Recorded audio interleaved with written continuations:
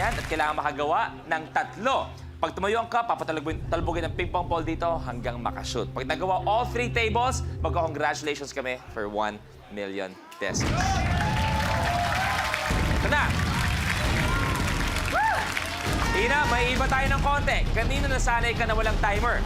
This time, you have a minute to win it. Good luck.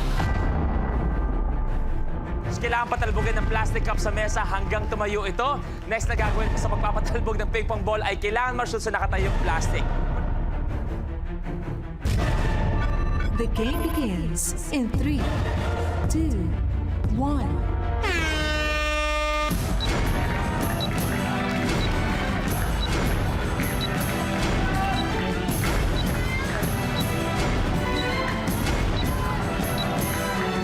Kailangan magawa.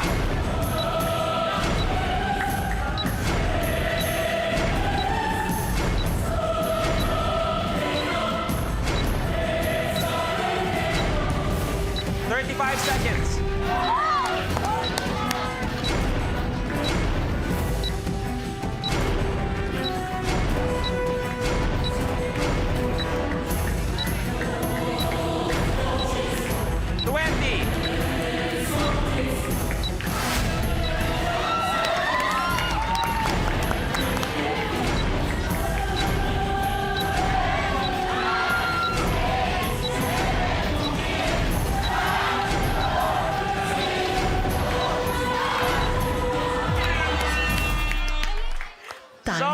Sorry, Ina. Ganun talaga ang cappuccino. Medyo challenging. Hindi nagawa ang ating ultimate challenge. Pero panalo ka pa rin. Last mommy standing with 70,000 pesos.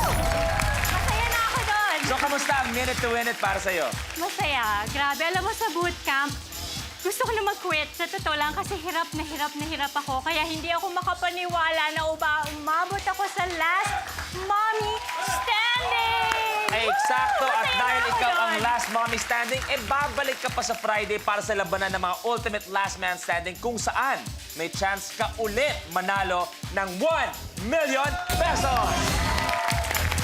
Players, eto yan. 2 slots na lang para sa linggong to ang up for grabs para makasama sa Ultimate Last Man Standing next Friday. Kaya dapat itodo na pag-practice at itodo din namin ang kasiyahan niyo kapamilya dahil itutuloy niyo lang ang suporta dahil mas marami pang exciting games ang inyong matutunghayan sa nangungunang game show, ang Minute to Win It, Last Man Standing.